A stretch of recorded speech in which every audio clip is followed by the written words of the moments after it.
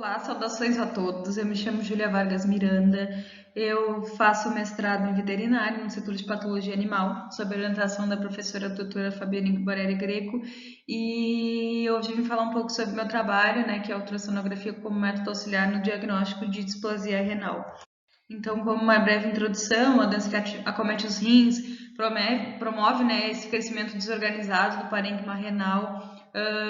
É uma doença de caráter congênito, porém ela também pode ser encontrada em animais que foram submetidos expostos, a infecções como, por exemplo, o herpes vírus. Então, animais da espécie suína, felina e canina são predispostos também a acontecer isso por causa da zona subcapsular ativa que eles têm. E essa doença cursa com sinais de doença renal crônica. E geralmente acomete então animais jovens até 2 anos de idade, raças como Boxer, Shih Tzu, Lhasa Apso, Golden Retriever podem ser mais predispostas.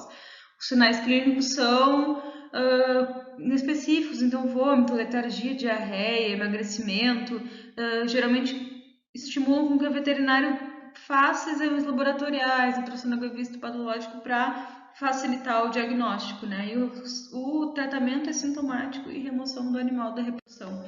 Então, o trabalho vem como objetivo ressaltar a importância do exame ultrassonográfico nessas doenças e o auxílio no diagnóstico do exame histopatológico, porque levanta dados para o patologista.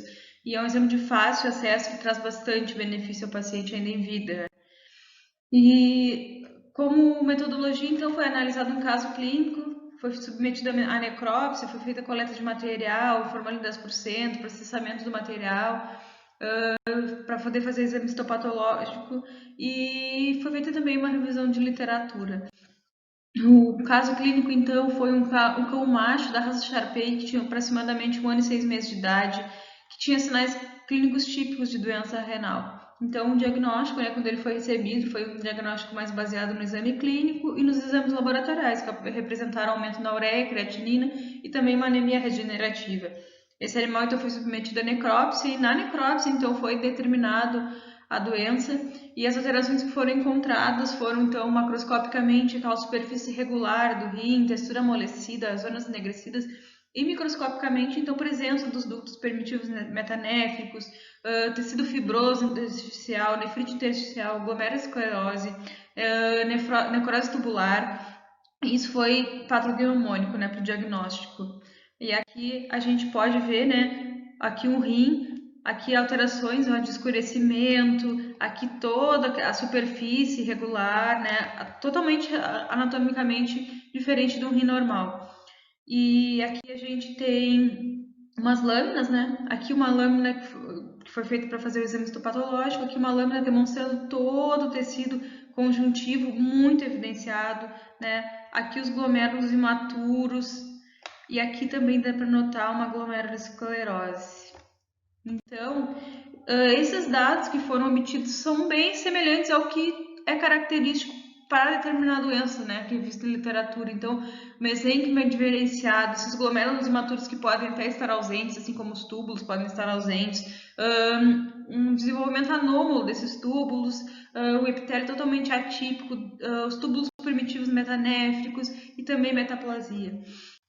E então a importância do ultrassom é justamente, enquanto a neona está em vida, poder auxiliar o veterinário para a tomada de decisão. Então dá para fazer um ultrassom, geralmente a gente vê, o rim totalmente irregular, a junção córtico-medular totalmente perdida, O parênquima hiperecogênico devido à quantidade de fibrose do rim, também pode ter encontrado presença de cistos. E é um exame de fácil acesso, um exame que não é invasivo, ajuda muito na conduta do veterinário, proporciona também a possibilidade de fazer uma biópsia guiada e já antecipar o diagnóstico definitivo da doença, além de levantar vários dados, possibilidades para fazer o exame histopatológico. Então, como conclusão, o presente trabalho ele relata a importância do uso da ultrassonografia no diagnóstico das doenças renais e principalmente da displasia renal, que é uma doença muito mais difícil de diagnosticar. Então, aqui estão as bibliografias. Gostaria de agradecer à nossa universidade pela oportunidade, o programa de pós-graduação em veterinária, o SOVET e o Nefrovet, e também o HCV UFPEL, e também a minha orientadora por todo o apoio e a oportunidade de fazer esse trabalho. Muito obrigada.